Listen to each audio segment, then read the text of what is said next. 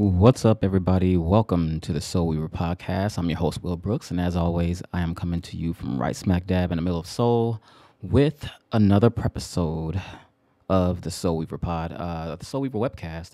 And today, did I call it a podcast earlier? Just now? That's a little crazy. I'm getting ready to jump into this in just a moment. Today is, of course, Thursday night. This is when I actually do the live version of the show. And I'm saying the live version, like there's another version. There's no other version yet. Like I haven't gotten to the whole part where I go and like chop up the replays, but that is the plan, and that is coming in the near future sometime. Just forgive me while I get things a little settled. I've actually got quite a bit happening on quite a bit happening on the home front here. Just still trying to get things a little hashed out. You guys notice I'm a little late today. I like to do the show. I don't even know what the regular time is. I played around with it for a little while and I was like, maybe I'll do it at 7, maybe I'll do it at 8. I'm gonna be completely honest. I had to push it to 8:30 today. One time I've done it at 9. And I had to push it to 8:30 today, in all honesty, because I'll be honest with you guys and say, let you know that since Destiny 2 came out this week on PC, I haven't been playing it like crazy, but some of my planning for the show time has been synced into Destiny's 2, and so it took me a little bit longer to get things together. I did make some improvements, I believe, on the last show. Last week's show was kind of meh, man. They won't all be winners. They can't all be winners. They won't all be great shows. But last week, I think I really dropped the ball in reading, like actually going into detail into the articles, particularly for the current events portion of the show. So what I did today was I cut down a little bit. Didn't cover so many issues, and I went through and read them in detail so I can kind of comment them. And I even took notes so I won't get lost in where I am and what I'm talking about. In addition to those, we're going to go through those current events in just a second, but I also mentioned last week that I don't consider myself a real expat, a real expatriate. I'll jump into why I feel that way. Oh, there we go. That makes it easier to monitor. I'll jump into why I feel that way today, and I'll just kind of go through the difference between my status and a real expat status, and why that really fuels me to trying to transfer the show to an interview show versus a monologue show. And plus, I just don't want to do a monologue show. I mean, I can listen to myself talk for a long time, and even I get a little tired of hearing my voice by the time this show is over. In addition to that, I will go through the current events, and today we're going to talk a little bit about the North Korean talks with the U.S. and North Korea breaking down to a certain extent, and not so much about them breaking down, but why they're breaking down, and why that's like relevant to this particular. To this particular conflict in the conflict in the state that it's in these days. We'll also go into a little bit about dual citizenship in Korea. I mean, I'm just going to kind of touch on it real quick. I didn't even know it was a thing. And we'll talk a little bit more about, I even forgot the last topic. My notes are wrong. We'll talk a little bit about the automation of convenience stores, and which started off as cool and then kind of ended up as like not cool, but we'll get into that later. And then we'll talk a little bit about police abuse here in Korea. Kind of a shocker for me. After that, we'll go into the social media posts, and I don't know how to separate social media posts from current events posts. I guess social media posts, because they're almost the same. A lot of them are based on articles, and so I don't know. I'll get into that in a minute, but there's some articles I feel fall into social media, and some I feel fall into news. And now that I'm saying that out loud, I'm thinking that me dropping dual citizenship into news, well, it's news to me because I didn't know about it. We'll talk a little bit about, speaking of social media, we'll talk a little bit about a dog bite that ended in death and also ended in, well, I don't know if it ended in death. We'll talk about whether or not the dog bite ended in death.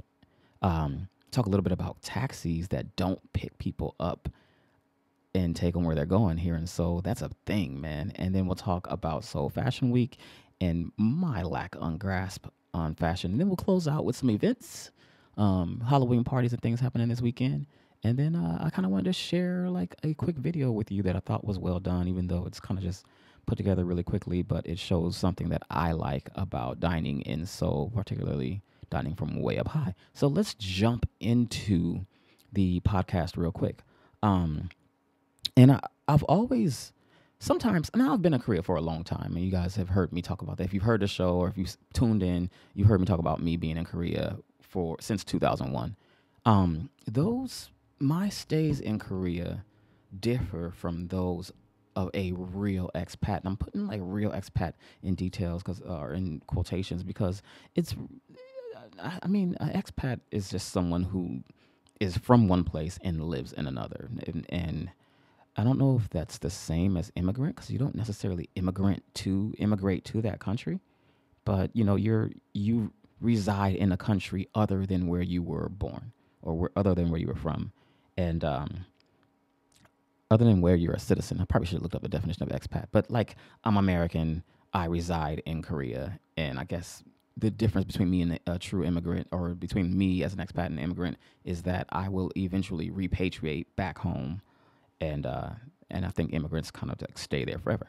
So sometimes I forget that I'm not a real expat. And let me explain what I mean by that. Like my status in country is dependent upon the U.S. Army, or it's affiliated with the United States government over here. And so I came over in 2001. I was over here at active duty Army. I had a different status. I wasn't like an English teacher that lives and resides off post. I didn't even live off post until I got out of the Army in 2006. And I have access to things on base. I have access to the base. And that's the big difference, really.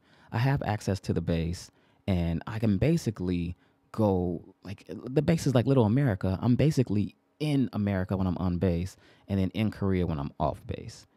And you might, I guess the point of this podcast episode is to kind of explain what that means. And so even after I got out the Army in 2006, I taught English for a little while.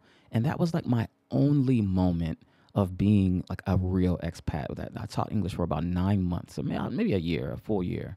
And I taught English. I lived here in Seoul, and I commuted to Ilsan every day to teach English out there. And it was a nice little setup, but even then, I wasn't a full expat because I was in the Army Reserves, and even though I was here on a different visa status, my Army Reserve status let me get on base and get access to the commissary and things like that. And I basically could shop in the U.S. And that makes a really big difference when you compare it to real expats who live over here and are on their own and have to deal with like being a real, a genuine bona fide expatriate who is separated from everything from home other than like social media and stuff like that. And at first the expats that were over here a long time ago, like when I got here, they weren't even keyed in with social media. So they live a different lifestyle. And sometimes I forget how different it is until I go to one of these expat events and talk to them. And even though I've been here in Korea for the majority of my adult life, when I talk to other expats, either who've been here 6 months, a year, just for a fraction of the time that I've been here in country, they lead a different life. Like I get inspired by them because they're leading a different life that is like completely untethered from their hometown. And that's what I guess is the big difference. So like even right now, after I taught English, I came and started working on base again. I got a job on base. I was about to become a real expat because my wife and I had just gotten married. She was a Korean citizen. I could just get the A3 or F3 visa that you can have for being a foreigner married to a Korean. So that was going to give me like real expat status. Like I was going to actually work and live in Korea and like not have any affiliation with the United States government. And then that ended up not happening because I got selected for a position and I took the job because I mean, why give this up? And let me explain to you what I mean by give this up. So I am now a government employee of the United States. I'm not in the army anymore. Obviously, you couldn't swing all this in the military. But I do work closely with the military. I work at the hospital here on the base in Yongsan or in Seoul. And working there kind of gives me like a few perks. I mean, just to name a few, I'm definitely not bragging here. I'm just explaining. I'm trying to define the difference of what it's like to be like a true expat and an expat that has this connection to the States, like this constant connection to the States. First of all, the work environment. I work on base. Like I work in Little America, basically. So it's like everybody that I work with, for the vast majority of the part, they speak English. Even if they're Korean nationals, I work with a lot of Koreans. In fact, like the ratio, I believe, is 7 to 10 on base, U.S. to Korean or Korean to U.S. So the vast majority of the workforce that I work with is Korean. But they're Korean and they work on a military installation, on a U.S. military installation. So they speak a lot of English. Like some of my coworkers, I'm like, man, I wonder, like, have you been to the States? Like, have you lived in the U.S.? Have you traveled? Did you go to school there? Because they speak English so well that it's like you forget that you're sitting in Korea. And I don't know. That makes a big difference. That's why I don't speak as much Korean as I'd like to speak, because I'm not working in a Korean environment. The work environment in which I work, like I don't work these long drawn out hours. The work life balance for the most part is like U.S. standard. So I go to work at 9 o'clock or 8 o'clock in the morning. I get off at 5. And that's there's very rare situations, except for emergencies, where I work outside of those parameters. But, you see the other expats, they have a different experience because they work in a Korean company, and Koreans have, like, Korean work culture is much different from U.S. work culture, particularly U.S. government work culture. So those are just a couple of things that are really different. The shopping, like I can shop on post, and I can shop in the PX and the commissaries on post. So I get access to like foods, like when you see like some of our favorite YouTubers are talking about like they miss crunch berries and certain cereals and things like that they can't get over here in Korea, and we'll go buy them like a care package and send it to them just because we can kind of get access to that stuff, and you don't even know what it's like in the state that I'm in. I don't even know what it's like to miss that kind of stuff. So sometimes I take it for granted. Sometimes I forget that I can go to the commissary once a week, and we actually complain about it, like, oh, we got to go all the way on post. I wish I could just go to the store right around the corner from the house. It's a stupid complaint, but that doesn't make any sense. Buying meat, for example, like we have a hybrid situation here, and I'll get into that once I get done explaining like the difference between my situation. But yeah, like our meats and stuff like that, kind of U.S. products, we buy that from on base, and we get it for pretty decently, regularly priced. Everything down, even to the shipping, like getting my mom to send me something here, it's just regular shipping. It's like she's from California. It's cheaper to send stuff to Korea for her than it is, and vice versa. It's cheaper for me to send something from Korea to my mom than it is to send it to like New York from my mom's house, right? Like, so she's in California. It's cheaper for her to send something to me than it is to send it to New York, because we get access to an APO box or an Army Post Office box here in Korea. So we get there's a lot of perks that we get that kind of separate, that kind of shield me from some of the inconveniences that expats encounter.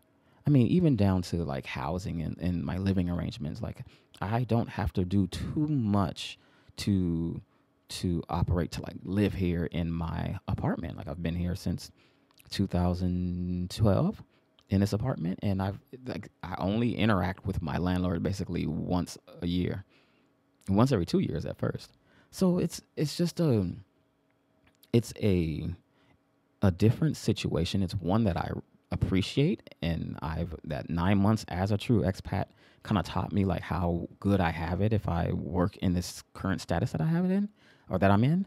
but it's really, really different for true expats. So just to kind of jump in and go through those little examples that I mentioned, like an expat that actually picked up their toys and just came over here and either taught English or is working for a company. Now, one of these days I'm gonna go through like the whole range of expats because they're really in different situations. Like an expat that works in a factory over here in Korea has a different life from an expat that works for Samsung over here in Korea. That's Samsung. I just said that. And an expat that works at Samsung over here in Korea has a different life from an expat that's a partial partner or vice president or CEO at a huge company here in Korea, right? Like, so they've got like there's these different types of expat lifestyles that are lived over here. But all those kind of fall into this category where they have to really engage in the environment. So when it comes to like living expenses or living arrangements, some expats teach English. Or some expats who work, they live or their living arrangement is involved or entwined in their job, which mine is too, to be honest. But they either like I've met people who teach English who live in the apartment, even in an apartment owned by their boss. And so that's a little uncomfortable for expats. And then, yeah, I kind of want to talk to people about that, how that arrangement is, and see where, I mean, I've had some people who said it's great because they can just go talk to their boss when they have a problem with their stove or their plumbing or something like that. Something happens, something breaks in the house, they can just go talk to their boss. And if they have a great relationship, then that interaction is really, really beneficial. And then I've met other people who have problems with their boss and suddenly find themselves homeless because their boss just fires them, kicks them out of their house because it's the boss's house, and then they have to figure out what to do. They have to find a new job and find a new place to stay all in one blow, like all in one instant. So you go from employed and living somewhere to unemployed and homeless, just like that. If you really don't watch what you're doing. Other people don't have those arrangements, like their working arrangement, their living arrangement isn't intertwined in one another. So they have different situations, but then they have to go to the Pudong Song, the actual realty agency, talk things through, and just kind of get the real estate agent to introduce them to a landlord, and then they just start dealing with the landlord directly. From what I remember, I don't remember our real estate agent being too involved. She was involved in that first interaction, in the introduction, and she took her fee, I think, from the landlord. But after that, we never heard from her again. That was when I first got out the Army in 2006 and went and moved from my barracks on post to my apartment in Huamdong off post. Shouts out to Huamdong. A nice little community over there. Changing a lot, though. In any case, with me, like if I have a problem, I mean, I can call my landlord and Uni can call our landlord and talk to him. But really, if you're in the status that I'm in, for example, if Uni wasn't Korean, and if both she and I were American, none of us spoke Korean, our realtor still fills that role between us and our landlord. So we would call her up, explain to her what's going on. Our realtor would deal with the landlord. And sometimes that's good, sometimes that's bad. But it's just a different dynamic. I mean, I think if you're a true expat over here and you went through Punangsang, you don't have anyone in between you and your landlord. Like once you get linked up, it's just you and them. Shipping, like I talked about shipping, like international fees for shipping things over, like ordering from Amazon. I think it's changing now, but back in the day, like the tariffs and the taxes that were on like an order from Amazon to an international address in Korea, like my actual address here in Yongsan-gu, like it was astronomical. Like the difference was just like, I think it played a role. It was to dissuade Korean people from buying non-Korean. They wanted to foster, business for Korean companies. And you still see a little bit of that. Or I guess you still see a significant amount of that today. Just where if you like the Korean version, the Korean brand and American brand, or the foreign brand, Swedish brand, even European brand, it's just a huge price difference between the two. And when it comes to like ordering things from Amazon or ordering things from Music Friend or just ordering things online from U.S. online sites, if you're a real expat in Korea, you have no link to, like the APO box that we have. You just have to kind of eat that. You got to foot that bill, that difference between the two costs, it's pretty crazy. And I don't sometimes I take for granted that I don't have to worry about shipping things over here because I just have a box that seems like it's in California. Shopping, like going to the PX and stuff like that. Now, shopping's a little bit different because in some cases there are a lot of things that are cheaper to get, just cheaper to acquire in Korea. Like we buy vegetables off post because, or at the market, because first of all, and I'm going to get into this again, and I'll mention it again because my mother-in-law won't buy vegetables on post, maybe watermelon or maybe things we can't get, like big pumpkins for Halloween, but we'll buy that on post. But other than that, we just kind of stroll through the vegetable aisle in a commissary, and we buy all our groceries and everything off post. But if you don't have access to it, and like these expats who have just, again, picked up the toys and just came over here, they actually have to shop, like do all their grocery shopping, all their clothes shopping, all their everything. They do it off post. And I mean, when it comes to like sizes for clothes, if you're not a certain size, you have trouble like shopping for things off post because Korean sizes are kind of limited in how they come. Or if you're like vegan or something like that, you may find yourself running into a lot of issues. Well, maybe not so much. I think things are changing a lot over time, but you may find yourself if you have limitations, if you're diabetic, you may find yourself running into issues when you're shopping off post because they don't have like those other options, or those other options are hard to find. You have to track them down, and you have to track them down like in Korean.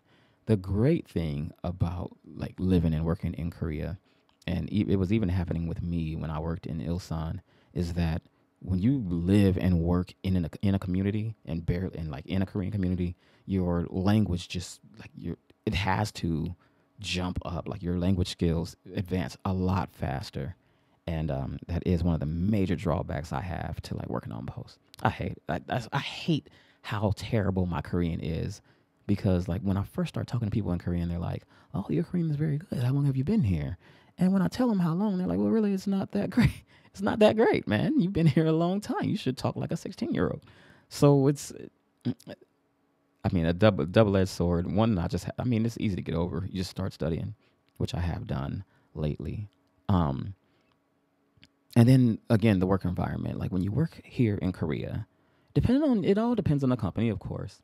But when you work here in Korea, the work culture is like, you don't go home until your boss goes home. Now, sometimes some foreigners get a little bit of a lax version of that. And when I taught English, I didn't have that situation when I was actually working on the economy. Like I would just work my hours and go home, and they didn't expect me to stay there. Now they wanted me to stay there, but since the only reason I didn't take part in like hueshik, which is the after work having dinner with your coworkers and hanging out with your coworkers and that bonding thing that they do here in Korea. The reason I didn't do it when I worked in Ilsan is because I didn't live there, and everyone knew I had to get on the bus and come back, 45 minutes to an hour here to Seoul. So I didn't have to take part in it then. But there's the people that work in Korea really have to work some extensive hours, and they ain't always really working when that's going on. Like that's not always the case. Like they're just kind of having to do busy work because the culture is you can't leave until your boss leaves. Even if the boss tells them to go home, they're like, "Nah, I ain't falling for that. I'm gonna stay right here and do this Rubik's Cube or something like that. Do some busy work and just sit here and wait." And I don't know, text my wife and tell her like I ain't gonna make it to the recital that our kid is doing. It's just a pretty rough. The work-life balance is different, and I think Korean companies or the Korean working on the Korean economy, there's a different structure, and this isn't so much Korean. This is just a big difference between government work and Korean work. Like that top-down structure is really rigid in Korea. And in my particular organization that I work for, we don't have that. That top-down structure isn't. I mean, it's still military, so there's definitely that chain of command and that top-down structure. But there are avenues to kind of go over. If there's somebody kind of giving you a hard time at one of the levels, there are avenues and there are options to go around that person and get the message that you're trying to get across to the top. And really, I don't know if it's not quite like that in Korea. Like they don't have like EEO and or equal opportunity programs and just these entities that are put in place to make sure there's no sexual harassment and to make sure there's no, favoritism, there's no mistreatment. There's all these different things that we deal with as government. Again, this is like a government job compared to working off posts in Korea. But it's just a different animal when it comes to employee rights and things like that. So, or maybe it isn't. From what I've heard, it is. That is the point of getting so many, or trying to line up and convert this show to an interview show, this part of the show to an interview segment, because I want to find out to what degree I'm right about these comments that I've made, because I don't know for sure. I'm just going by what I've heard and what I've seen online and what I've, the conversations I've had with other expats here in Korea. So I want to find that out directly, and that's why we're going to convert this to an interview portion of the show. And lastly, I mentioned that my family's hybrid. Of course it is, man. It's a Konglish family, bro. Like it's, it ranges from me, who's been born and raised in the U.S., although I've been over here for quite some time, to my wife, who, was born and raised in Korea, to, and has spent the vast majority of her time here in Korea, to my mother-in-law, who spent her entire life here in Korea. So, and then my son, who's kind of, I guess he spent more time here in Korea now, but he's 7 years old. So the house is Konglish than a mug, man. Like it's like you go look in one refrigerator and it's like, it looks like, like the foods in there are like American foods. And then you just look on the other side and it's all Korean food in the other refrigerator. And it's just this weird mix of everything. So that's why I'm really, it's why I talk from the point of being an expat, because unless I'm at work, I kind of by default consider myself to be an expat. Like, I consider, like, I'm not reminded of the fact that I'm not a real expat until I meet a real expat and hear about their journey and their trip that brought them over here. And again, those journeys are amazing. They're pretty awesome. So we want to definitely bring those stories my goal is to bring those stories that I hear to the podcast. But yeah, I don't know, like, how do I eat? Like when I eat, like I'm eating like it's literally like three meals a week will be Korean, 2 meals will be like American, and then the rest will be other 2 meals will be like some mix in between. Like I don't know, I was eating like kimchi with steak last night. It was really weird, but it was good. So that's kind of like and I already mentioned that we'll buy certain things on base and certain things off base and things like that. And it's just again like just this kind of like mix of whatever's the most convenient, whatever we can benefit from the most. And I wouldn't trade it for the world, because it's like we get the best of both worlds. But I do want to bring those stories. Yeah, I'm repeating myself. Let's go ahead and close out the podcast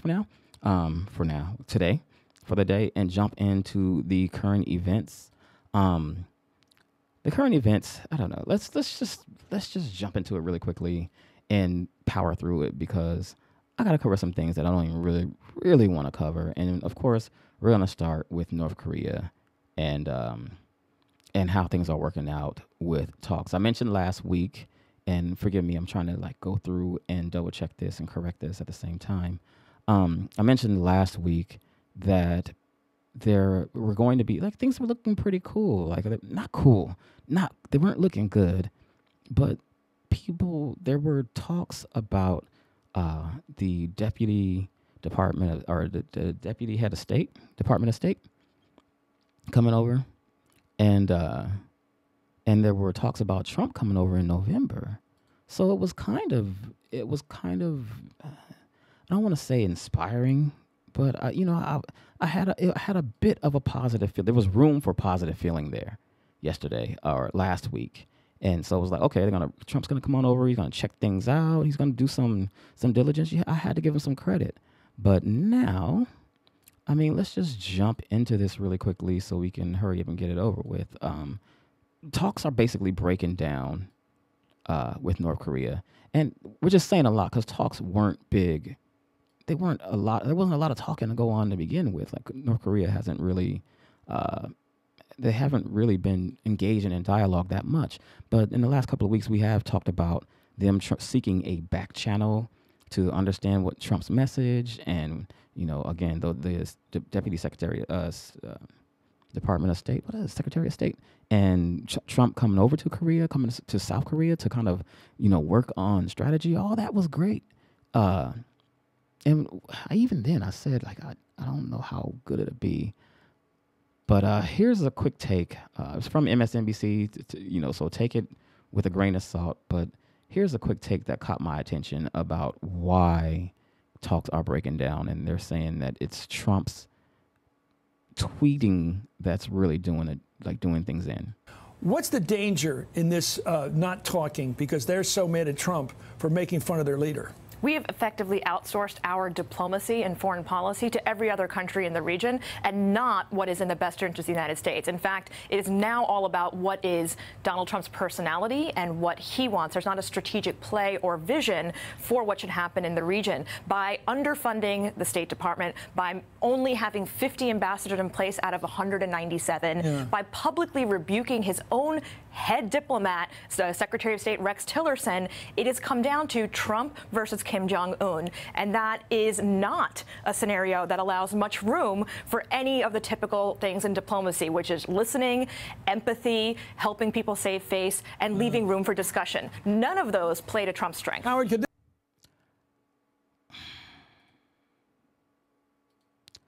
So, yeah, I mean, I think we kind of all know that, like, if you're going to be, I mean, I'm trying to put this in a way where those who are pro-Trump can't just sit there and jump and say you're just anti-Trump and that's the reason you have a problem with how he's handling North Korea. First of all, the notion that this is how we should handle North Korea is ridiculous. This is nonsense. You have to have a plan. I don't care if the plan is something different, something that I disagree with, but have a plan, like have a strategy. And the idea that you have your Secretary of State going out and saying one thing, and then you got all these different arms of the government that are at your disposal that will do whatever you tell them to do, that will message however you tell them to message. Like the fact that you are disagreeing with them via Twitter, man, it's like, God, like it'd be different. It'd be different. It was like strategy for your TV show, man. But this is an actual conflict with a lot on the line, a lot of danger on the line, a lot of destruction that can take place if you really just offend this other world leader. And I know, I'm not under the impression, or not under the guise that North Korea is somehow on the same level in the discussion with South Korea, the United States, and China. But it's just like she mentioned, being able to save face and being able to be diplomatic. The idea that this mentality, like this, this Twitter, jump in and attack people on Twitter is good for diplomacy is ridiculous. And I just don't know. Like we've just not seen people react like this before. And I am a little concerned. I think I have the right to be. I freaking live here.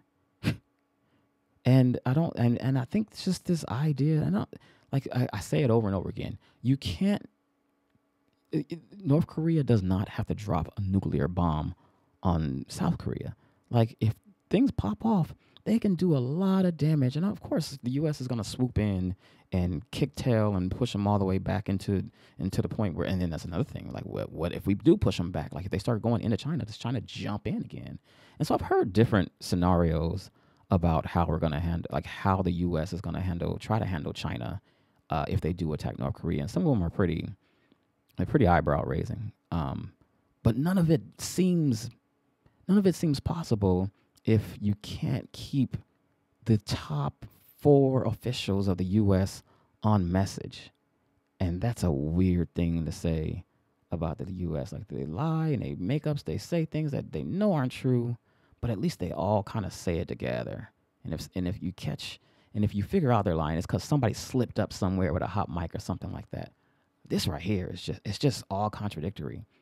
I mean, how crazy is it if North Korea is like going to the Heritage Foundation and saying like, hey, you got somebody who understands this guy that can kind of explain what he's saying? This is North Korea who has shut down talks with South Korea, seeking a back channel to figure out what President Trump is talking about. Wow, that's jaw dropping, that's eyebrow raising. I hope he still, all that being said, I still hope he comes here. He can possibly, I said he can possibly come here and do more damage than good. That's still a possibility. We'll see what happens, but I do hope again that he comes over, checks things out, and sees how things are working before he decides to just outright instigate a war. Yeah, or just rip the Band-Aid off, because I guess that's what their take. Like, this whole diplomacy thing, I'm trying to understand.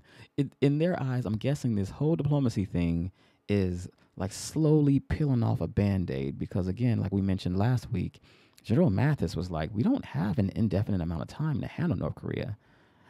Says who? Like, what are they all that dude wants to do is it's all about self-preservation. That's all the regime wants to do, is preserve itself.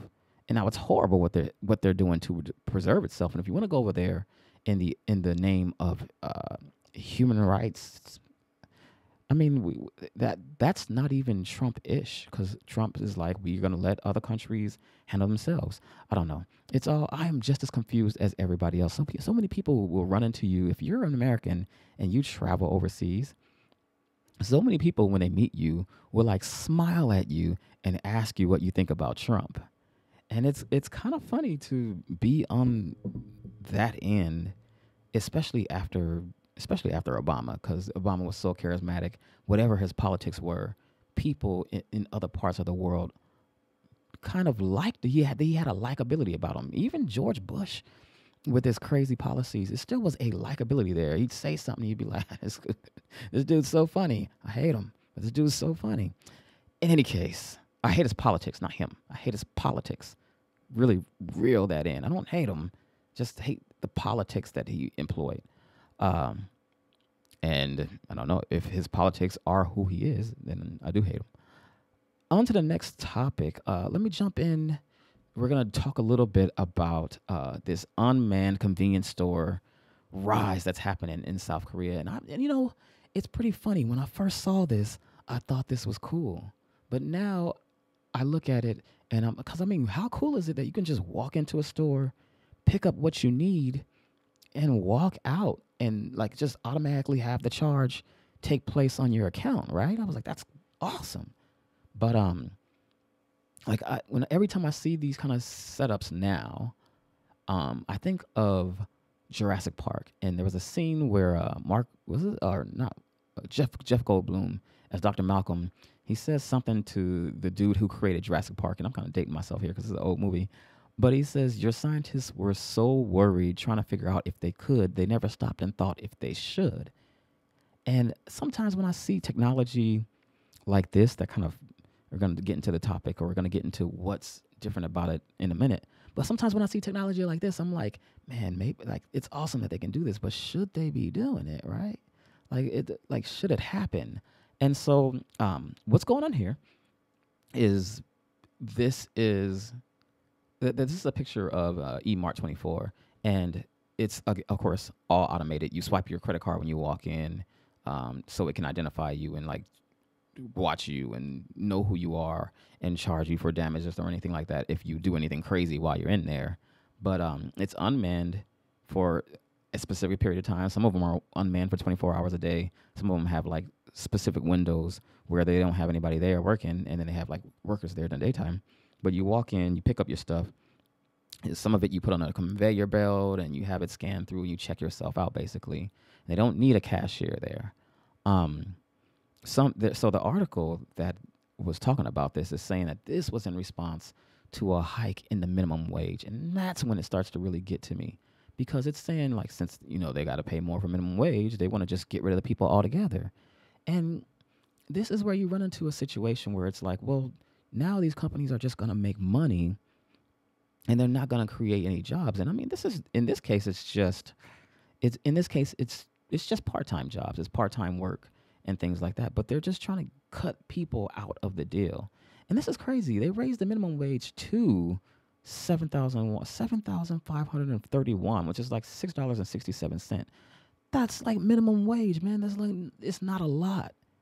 It's crazy. It's not a lot to begin with. And I refuse to believe this is like, for example, this is eMart24.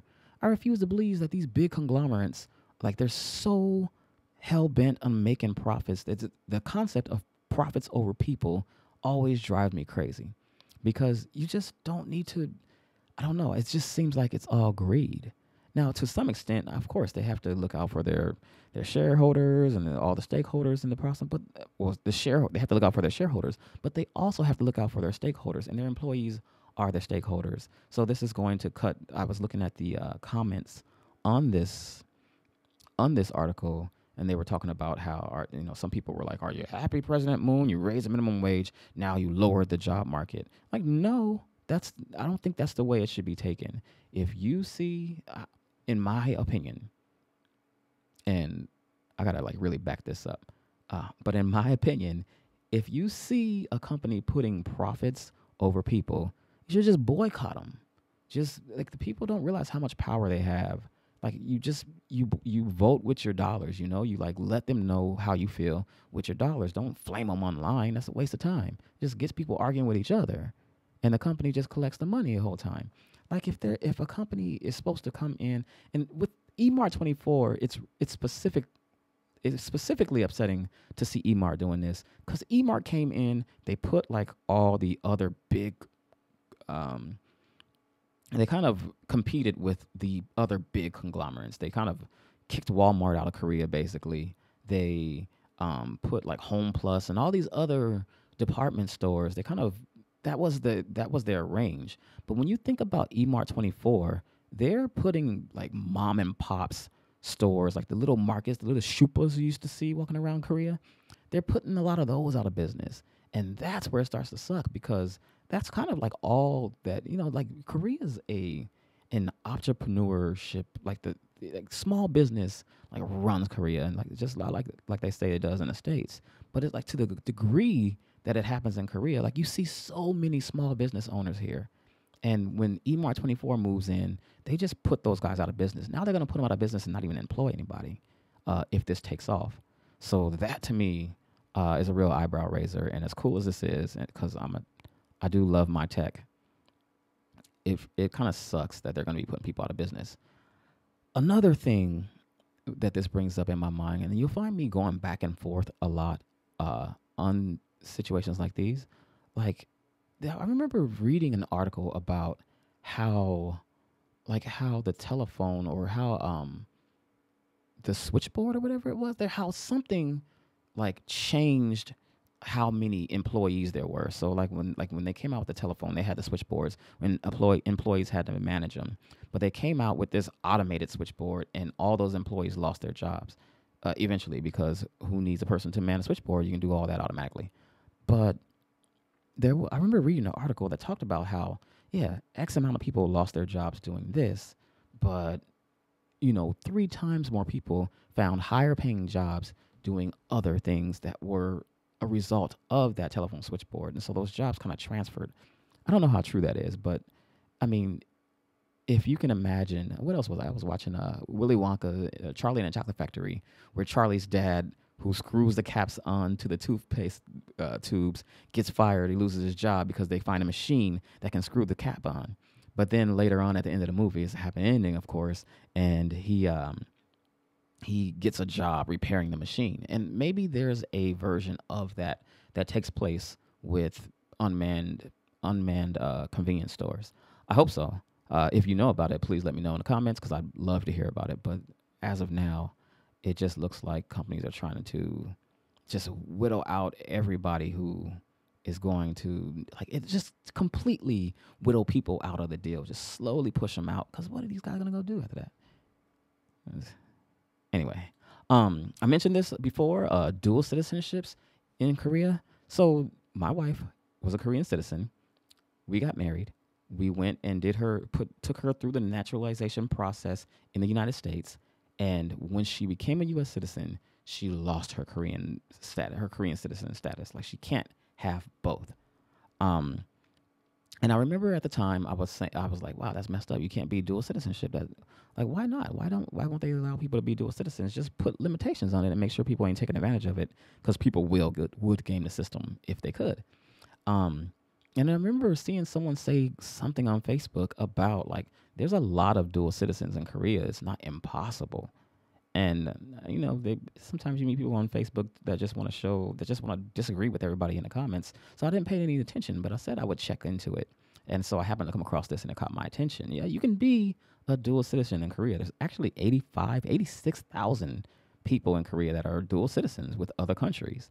But there's a certain criteria that they have to meet. So in a general case, you can't be dual citizens. But for foreigners who marry South Koreans, then that are foreigners and citizens in other countries, some of them can actually be dual citizens. Koreans who were like unintentionally born like overseas or something like that, who like have citizenship. For example, if you're born in the United States, you have U.S. citizenship automatically just by being born there. So there's some process that you can go through to where you can get your Korean citizenship. If you're actually an ethnic Korean, you can get your Korean citizenship by going through the process. And then for people who are over 65, this one really catches my attention, because we're trying to figure out how to handle my mother-in-law. My mother-in-law has lived with me for the last it's longer than that, since 2007. Oh, yeah, so the last 10 years. God, it was easy to add up. What just happened there? So with the exception of the years that I lived in Arizona. So my mother-in-law lives with me. Like, we keep her with us. My wife is the only child. There's no older brother to take her. Usually by Korean culture, the older brother, the oldest son, would take care of the mother, but that guy doesn't exist. So that is then passed on. So we take mom on to us. And to be completely honest, that is slowly turned into a relationship where we are so like a codependent relationship. Like, we just depend on her so much. She pulls so much more than her own weight that it's like, okay, when we leave this time, we got to take mom with us. And so while we're trying to figure out what to do with her, we may look at trying to see if she qualifies for dual citizenship. This is the article that I was thinking would probably be better off in the social media section. I don't know. I'll figure things out from that point. Because it's a lot more lighthearted than this next one. Half of police officers fired for a sex offense keep jobs. Okay, so that's really, it's worded a little strange, but there were, how many of them? There were 66 police officers fired for sex offenses during the last 3 years. And maybe a little bit, maybe not up to the present, but maybe 2016, maybe 2013 to 2016. But in a period of 3 years, 148 disciplined for sexual offenses, and 66 of them were fired. Some of them were terminated and jailed because some of them were as bad as rape, or they went as far as rape. Other ones were just, I guess, violations, sexual offenses, sexual assaults. My goodness, man. Like, what is happening? I don't understand why it's happening. Like, some of the things that are happening in the world, and maybe it's always happened. We just didn't have the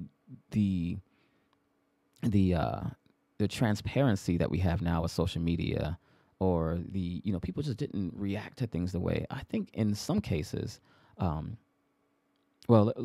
jump on that in just a moment. So one of the big things that jumped out to me in this article was that the number of cases have gone up in the last in that 3 year period. It was 27 at 1 minute, or it was 27 in 2013, 20 or 51 in 2014, and then 71 in 2016. So 15. Whatever the years are, and you can look at, of course, the link is in the description. You can check out this article, but that rising trend is what kind of caught me off guard. And I thought about it. It's probably not just that it's happening more. It's that people are more comfortable reporting it. As I noticed that as Korea gets a little less conservative, you get more people talking about things that they've experienced and things that they think are wrong. Naturally so. So as we start to get away from this quiet culture that used to be like, if something like this happens to you, you aren't going to talk about it because you're going to be embarrassed. People are coming out and really just telling, being more vocal when they've run into situations like this. So a lot of these, I guess half of these officers were able to go to an appeals court, appeal the decision to fire them and get their jobs back. I don't know what that says about. I mean, I would imagine that if you have an upward trend of something heinous happening, you need to go through and make sure you apply, more like some strict disciplinary action. It's kind of weird to see something like this from Korean police. I wouldn't be so. I wasn't like. I'm still surprised when I see things from the police in the States. Like, for example, in relation to this, I just saw an article about police having sex, or police in New York or something like that, having sex with a teenage girl, and they were saying she consented to sex while she was in custody. Like, what difference does that make? Well, I didn't read the article, but unless she's 18, she doesn't have the right to consent. So what is going on there? But police in Korea, they don't really. I mean, this is probably going to be taken the wrong way, but they don't really do much, right? Like especially beat cops. Like, they rarely even pull people over. They don't really. They kind of just have to be around to be a witness when somebody gets drunk and does something crazy, really, or just when somebody breaks the law. You don't see cops really getting that involved in stuff. I mean, most of the time, you'll see them like in the car, asleep, parked on a side road, or they're just driving around with their lights all the way on. That took some getting used to, but to see this, it's kind of a shocker. To be completely honest, though, 140, I get it. 148 disciplined is 148 too many, but considering how many Korean cops there are, I'd like to see what percentage that is. I bet it's like 0.0034. You're gonna have some bad eggs. In this huge number of people, because there's a lot of Korean police. I think the Korean police force is pretty huge, but I hope those re-employed don't become repeat offenders and end up hurting somebody or raping somebody and scarring somebody for the rest of their lives because they didn't learn their lesson from this whole ordeal. That's kind of the bottom line. I want to get around to that. So that does it for the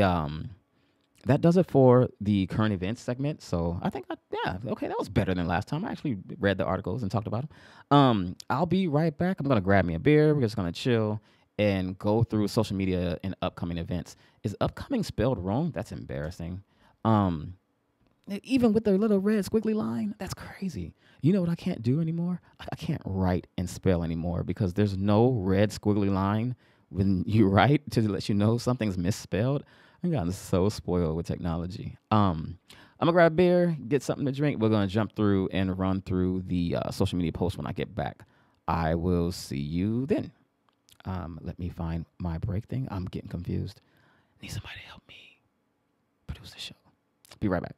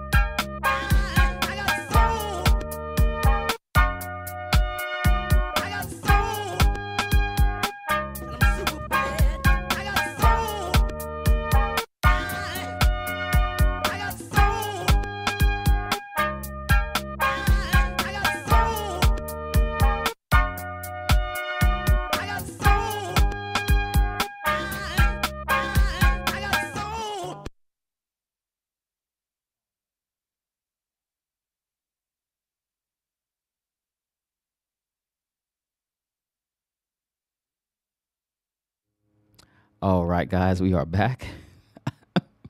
I did not have the volume up.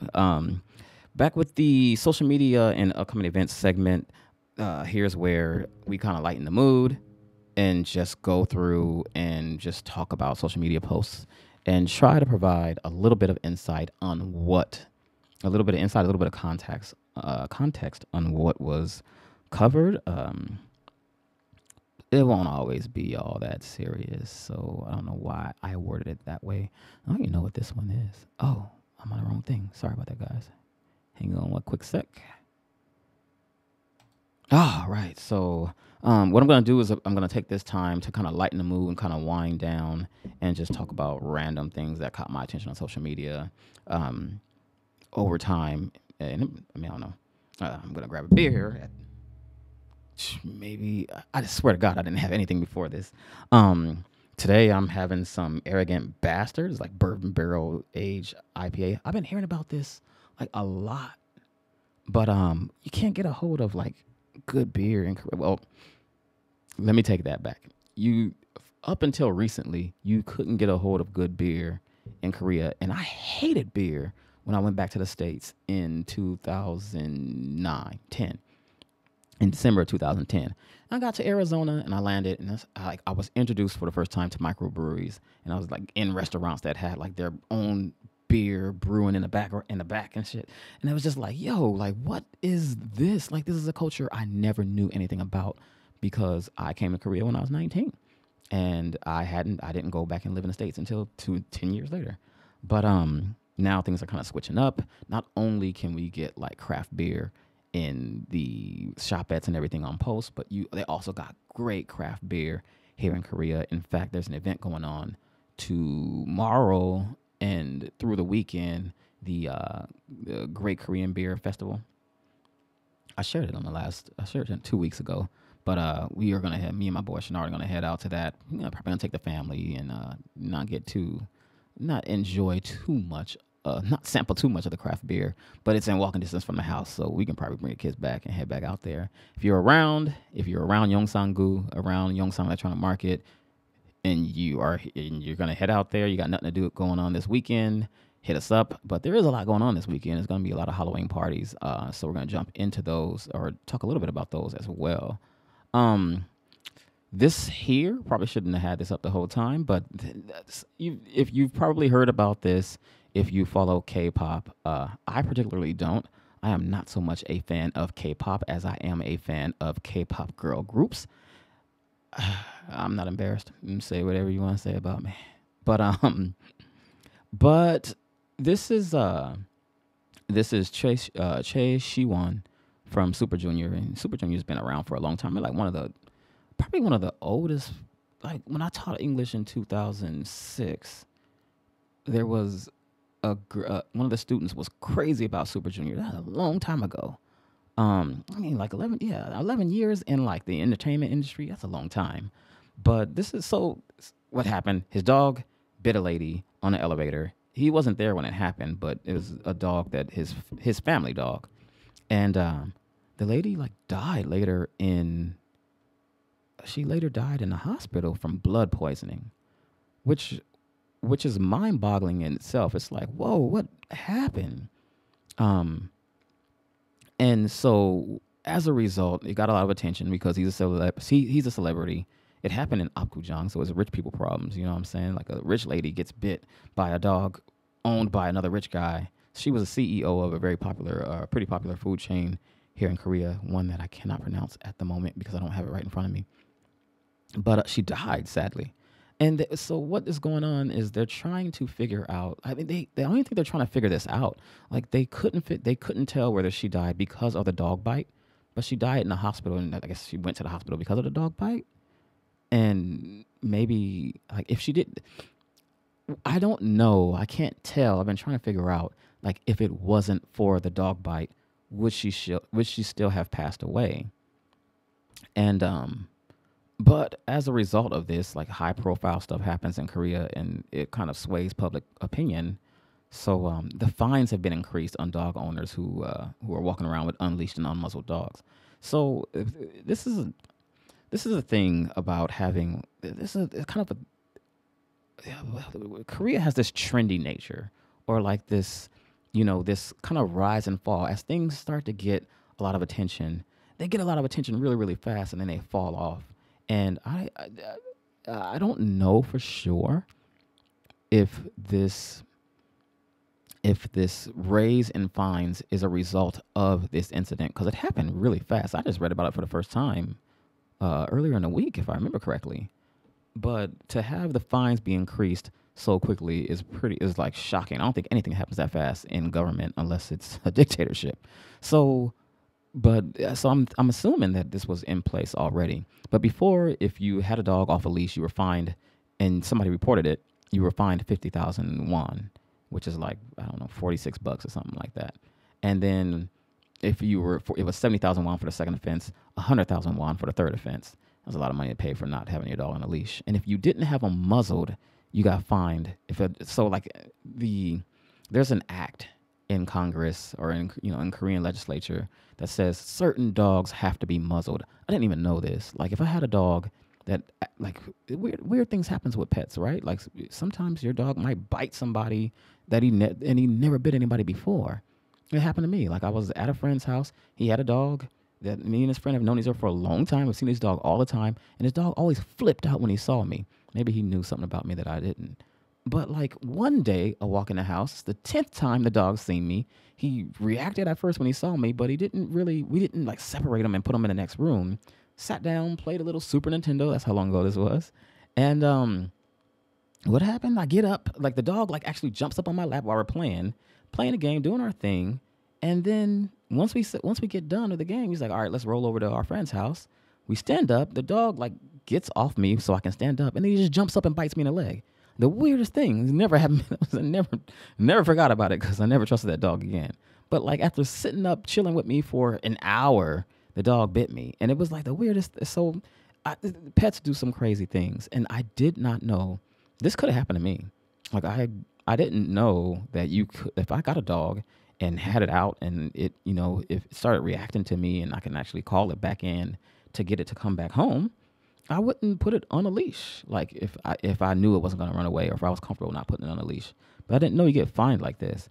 And I didn't know if you had a certain dog, it has to be on a muzzle. And there's a list in you can go to the list and see the link in the description. But it's like, I don't know, like American Bulldogs and some French Terriers or something like that. All these different dogs that are supposed to be on a muzzle because of the species that they are. And if you don't have them on a muzzle, you get fined 500,000 won, which is like $480 or something like that. Kind of a lot of money in the event that you just don't have them on a leash. But they're going to increase those fees. And again, I don't know if it's in response to Super Junior's dog like biting somebody, or if it's trial by public opinion, or if it was actually in the process a long time ago. But yeah, like they're gonna increase it. So where it was 50, 70, 100, it's 200,000, 300,000, 500,000 for each offense that you get fined without your dog. 300,000 won fine the first time, or 200,000 won fine the first time somebody reports that your dog isn't on a leash. I know people around here that I hope they're reading this. Like, I hope they're watching this show. You know who you are. So it's pretty crazy. They had a little quote in the article from a dog trainer who said all dogs should be trained to use a muzzle. Like, it's not an unfair, or it's not a intrusive act to put a muzzle on your dog. Of course a trainer says, a dog trainer. Of course he says, like, all dogs need to be trained to use a muzzle. And I would have finished it with, and you can get training for a discount with this link at my website. You can sign up for training. I'll train your dog to use a muzzle, and I'll give you the muzzle, and for a fee, of course. But of course that's what he's going to say. But it's crazy to think that outlying events might actually affect policy. That's all I'm trying to say. Hope everything's okay.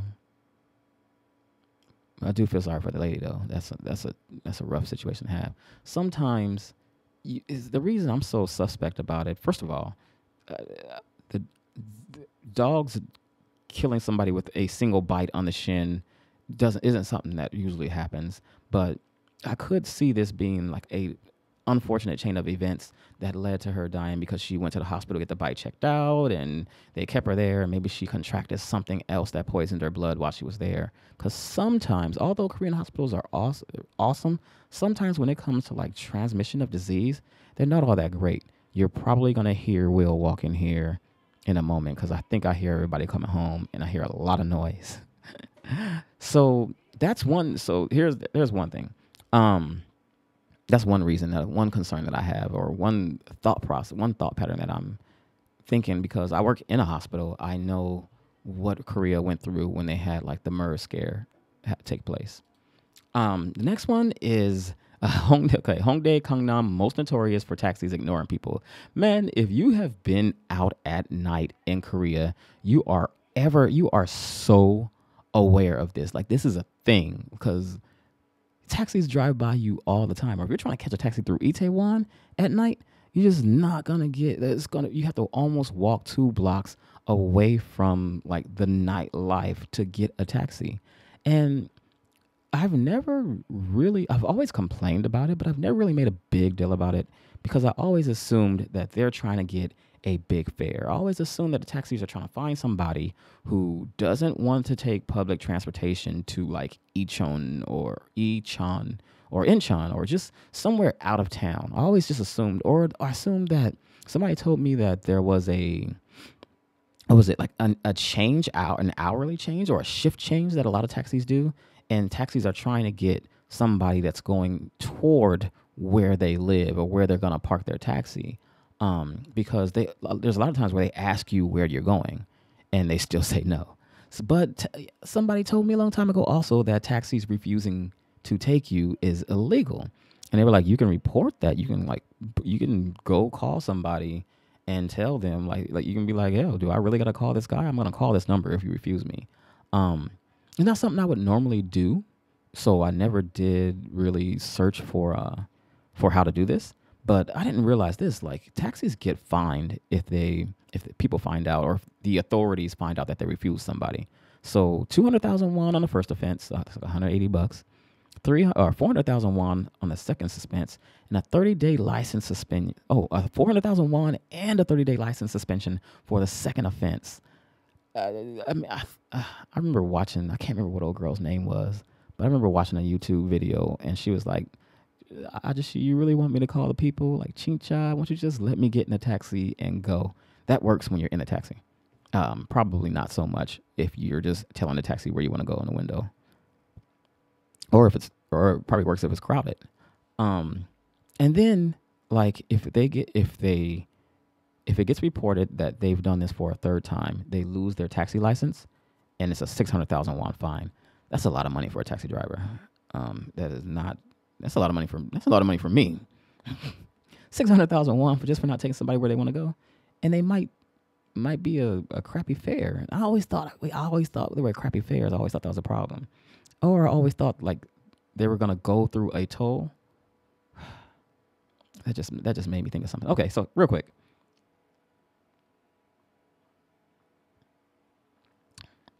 There are a lot of problems with taxis. And foreigners seem to have a lot of problems when they get in a taxi. And at some point in time, myself included. First of all, a significant portion of Seoul and other big cities in Korea, they look the same. You'll see the same KFC by the same GS25 by the same. You'll just see the same things in almost a similar configuration on different blocks. And if you don't know the city well, you'll think that the taxi driver is driving in circles to run up the fare. And then sometimes taxi drivers will, and even if you do know the city well, sometimes taxi drivers will take certain routes because of traffic. And you'll think that it's like a longer route, but it's going to get you where you're going in a decent amount of time. Either way, a lot of times I've seen soldiers getting in trouble. There's also tolls. Like if you had to go through toll booths. This happened a lot down south when I was in Busan and in Busan specifically. But if you were going to go through a toll booth, and it happens a lot here too. You got to get the toll fee like planned out. Like you'll get to your destination, and Ajashi will push a button on the thing, and you'll see one thing on the meter, and you'll see it jump up, but that usually that jump up is from the toll. In any case, and then sometimes you got like decent taxi drivers, just like regular people. They're regular people, man. So like you got decent taxi drivers that are just trying to get you where you're going and make their living, and you got other taxi drivers that are trying to rip people off. And so sometimes you get a taxi driver that's just a jerk, man. There's nothing that nobody's immune to being a jerk. So one thing I've noticed that in my history or in my experience here, sometimes you'll always run into a lot. You will run into a lot of situations where there's a dispute with a taxi driver. Even if there's a dispute with the taxi driver, like, leave the money. I see people make a huge mistake where they try to pay a taxi driver 10,000 won. The taxi driver is saying they need 12,000 won. It's less than $2. But it's the principle when you're in that instant, right? Like, you're trying to rip me off. You get defensive. And people make this huge mistake of grabbing all the money. Like, you don't want my 10,000 won? You don't want my money? They take the whole thing and they walk off, and that just will send anybody, if you really think about it, that would send anybody like through the roof. Like, you aren't just not paying me what I'm saying you owe me. You're like robbing me. So you see things escalate a lot from that point forward. It's pretty crazy. No, man, just leave. If you feel like you only owe 10,000 won, just leave the 10,000 won in the cab and get out. If you're going to get out and walk away, at least leave the money that you think you owe. So that way, when it escalates, because it has, in my experience, a lot of times. But at least when it escalates, you can say, I only owe him this much, and I gave him that much. Because if you say, I only owe him this much, but he wouldn't take it, so I took it with me, then you just look like you look guilty. You just try to get a free cab fare. The police are going to be on his side. Probably going to be on his side anyway. But in the event that you do want to call and report a taxi, now, I mentioned that I would never do this, and I won't, normally I wouldn't remember these numbers, but there's certain times where a taxi will leave you high and dry when it is extremely when it just sucks, when it's just messed up to leave you there, right? Like in a rain at 2:00 in the morning when he know ain't no taxis coming by, kind of thing. Like, if you really want to report people for not stopping, you can call this number. You call 120, and if you're not comfortable with your Korean, you can press 9 for foreign language, and you can report a taxi driver.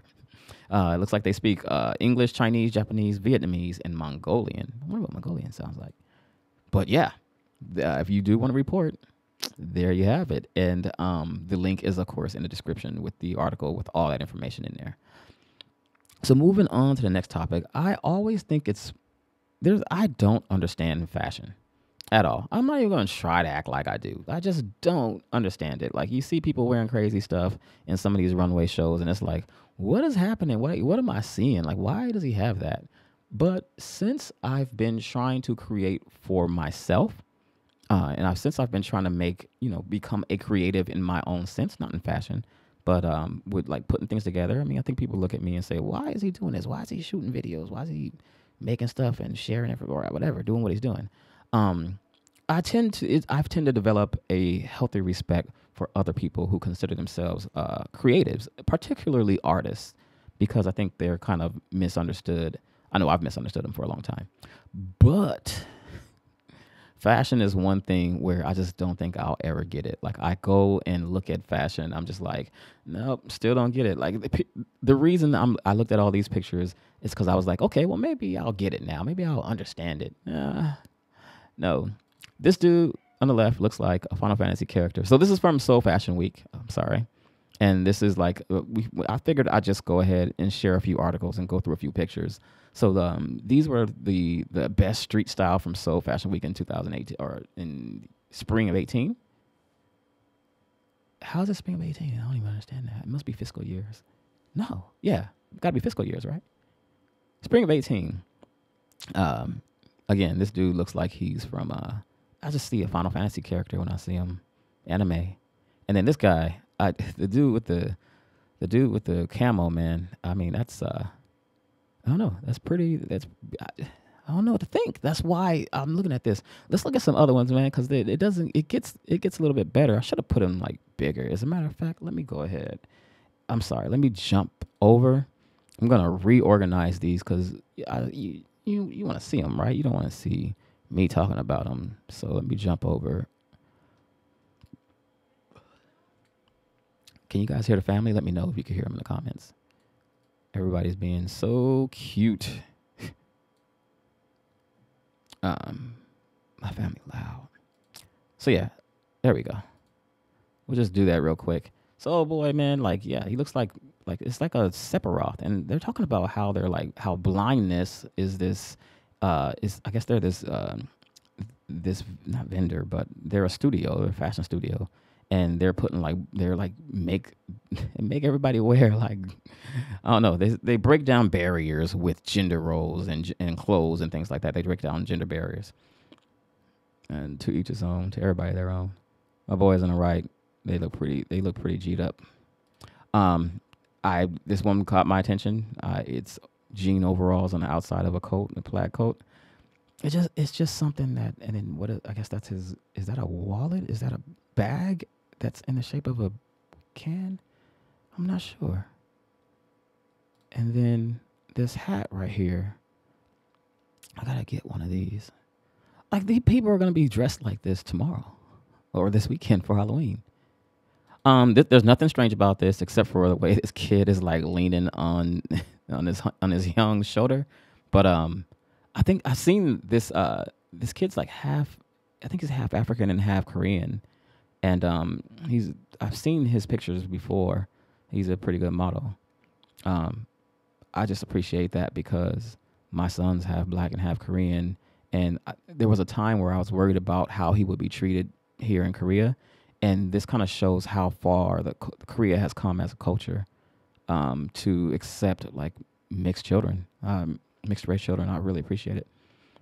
And this one right here, man, this is almost like crisscross or like late 80s, early 90s cross colors. Like this is like a flashback for me. Like I could just see him being like, warm it up, Chris. The hat though, that will get you that'll get you beat up both in the 90s and now where I come from. So that was Seoul Fashion Week. Links in the description on the articles in Seoul Fashion Week. I think I don't know. I one of these days I do want to go down to Seoul Fashion Week and kind of check it out. Just because I want to see. There's some pretty interesting things. Whoops.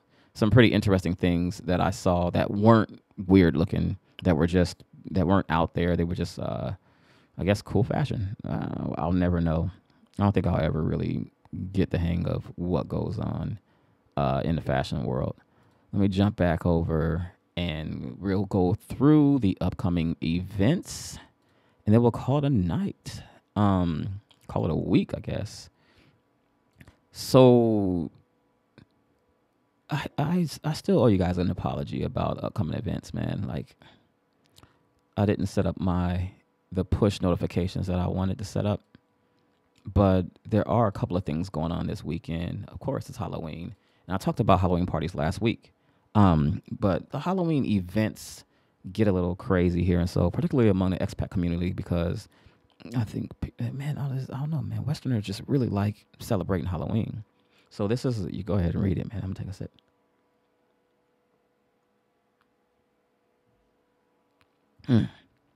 Rocky Horror Halloween. This is happening. Is it happening tomorrow night? Friday night and Saturday night. So,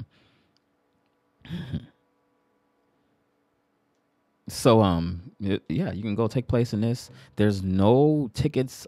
So I'm sorry. Let me explain what it is first. I'm slipping. So they screened the film here at the Rocky Horror's Shadowcast.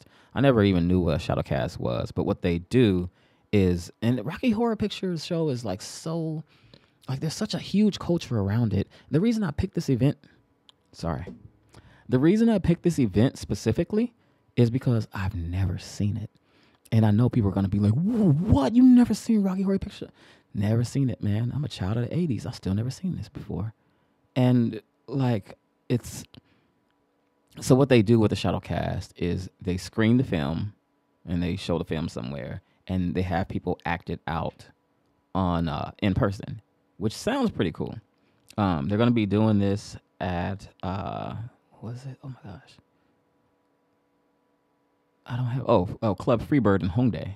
So they're gonna be doing this. And then it's just like all the other Rock and Horror picture culture that I've seen, where people like get dressed up, the crowd like participates in it, and everybody goes like mad crazy over it, and they're in costumes like crazy and stuff like that. Again, I never seen it, but like if I didn't have other plans, I would probably go check this out. 10,000 won at the door. There is no pre-order, and there are shows on Friday night at 9 p.m. So the actual I don't know what they're doing. They're like hanging out. The show something starts at 9, and then the show actually starts at 10 p.m. It doesn't say what starts at 9. That's why. And then I got something in my eye. I'm sorry. And then so this is a pretty cool event. Seen a few people going. I think it's like 290 people who checked going and 500 people who checked interested. So that looks to be a pretty big event, and it looks like it's going to get sold out. Another event happening is a Halloween Haunted Factory Party by Global Global Soulmates. And Global Soulmates, I've actually seen them do stuff before. The name is not foreign to me, but this seems like, I think this is the second year that they're doing this. They're having a party in like this warehouse style building. It's a few different floors. They got a lot of things going on. Tickets start at 25,000 won, but that's like early bird and group pricing. So if you are seeing this now, which you probably aren't, I probably should have covered this last week, but if you're seeing this now, then you probably don't qualify for it. It's probably too late to get like the early bird special, but or the early bird discount. But what they do is they celebrate Halloween with 1,000+ people in a 4-story factory-like building in Gangnam. Gangnam style, man. That sounds legit. This like the venue is used by Facebook, Audi, and other big companies when they come over and do stuff. So this is what I wanted to share with you guys. So the fee to get in includes all you can drink beer for 3 hours, all you can drink cocktail happy hour. It's a rooftop party and a bar and a DJ. Live bands, live performances, which I didn't see that until right now. And then free entry into the club. Free entry into the club, but those details are coming. They must have like clubs that are also participating in it. It's got to be clubs located in different locations, located in the area that aren't exactly in the building. That's what I'm thinking. Then they have a costume contest. Probably gonna be fun. What special can you apply? What discount can you apply for? Is it the 26th? So it's the 26th. If you're watching this or if you happen to be viewing this, you can get your tickets for 40,000 won right now. That's a little steep, and it's 45,000 won at the door. More than I'd pay. Me personally, since I'm old now, it's more than I'd pay. Well, no. I'll take that back, man. For free beer for 3 hours and then a cocktail hour? No, I think that's fine. I mean, it's like a race, right? Like you, like once you pay 45,000 won at the door, you just try to drink as 45,000 won worth of free beer, but that's like $40 to get into a party. That is somewhat steep, but I mean, I don't know. Halloween is a good time to be out. It's the last time to go out when it's not ridiculously cold, and then everybody seems to have a really good time partying and dressing up, and the costumes are pretty unique, and some people are like making their own costumes and things like that. It is a fun time. HBC Haebangchang, if you happen to be in Yongsan or if you happen to be in Seoul, Haebangchang, Gyeonggi-dan, Itaewon are gonna be lit. They're gonna have their own events. Look them up on Facebook. I'll go ahead and grab a few more and share them in the Seoulweavers Facebook group. You can always join that up by just searching for Seoulweavers with an S on Facebook. And follow me on social media. I'll be sharing stuff around, and I'll be posting pictures of what I'm doing at the Korean Beer Festival. I'm not doing nothing for Halloween this year, even though this might be the last year I can go as the Predator because I'm finna cut my hair probably next summer. That sucks. That does not make me a happy camper. But that's all I got. So I'm going to get out of here. I did want to share one quick thing with you before I go. Let me go ahead and get that set up. As always, you can follow me. You see my little post right here, my little overlay where it's sharing like all the Seoulweaver links. It's basically Seoulweaver at everything. Seoulweaver at Twitter, Seoulweaver on Instagram. and we're going to get more into social media. Uni is actually taking a course where she's learning like Adobe Illustrator, Adobe Photoshop, After Effects, Dreamweaver, all kind of. She's learning like a few different Adobe programs, and she's going to be applying that knowledge, hopefully, to the Seoulweaver site. We have not updated the site in ages. Like, it doesn't even have like the latest Seoulweaver shows on it. We're going to get on that and change things around pretty soon here. But join us there. Check us out there. If you want to check out like the old Seoulweaver posts and not old Seoulweaver posts, the old Seoulweaver blog posts which were decently interesting, and the old Seoulweaver podcast episodes. Let me go ahead and leave you guys with a short video. It's like a minute and something long of from Korea Trip Q&A.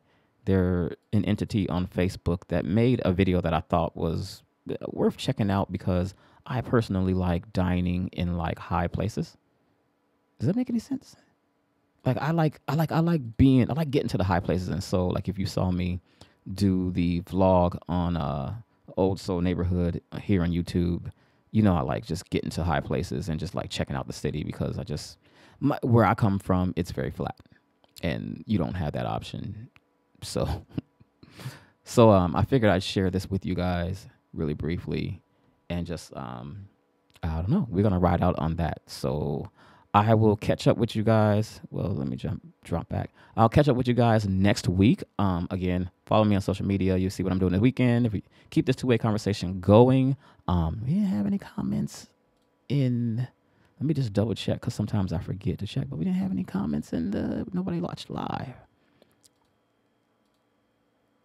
Oh, Jeffrey Boyd, man. Watch it at least once. Rocky Horror Picture. One of these days, I'm going to go back and watch like everything I've ever missed. Like, I don't know when that's going to happen, but I'm just going to like revisit all the movies. There's like a ton of like The Breakfast Club and I don't know, man, I ain't seen Citizen Kane. I ain't seen a lot of movies that I should have been watching, but hey, Jeffrey, I actually answered, you asked a question not last week, but the week before about what the strategy was to handle North Korea previously, like before they came and tried to formulate this strategy that fell apart, that seems to be falling apart this time. I actually answered that at the beginning of last week's episode. I went and like tracked down some stuff and answered it. So if you really want to find out the answer to that, you can go ahead and check that out. With that said, if you got nothing else, I'm going to jump up out of here, guys. So let me go ahead and let you guys ride out with this video from Korea Q&A. And I will see you guys next week. And then one quick change.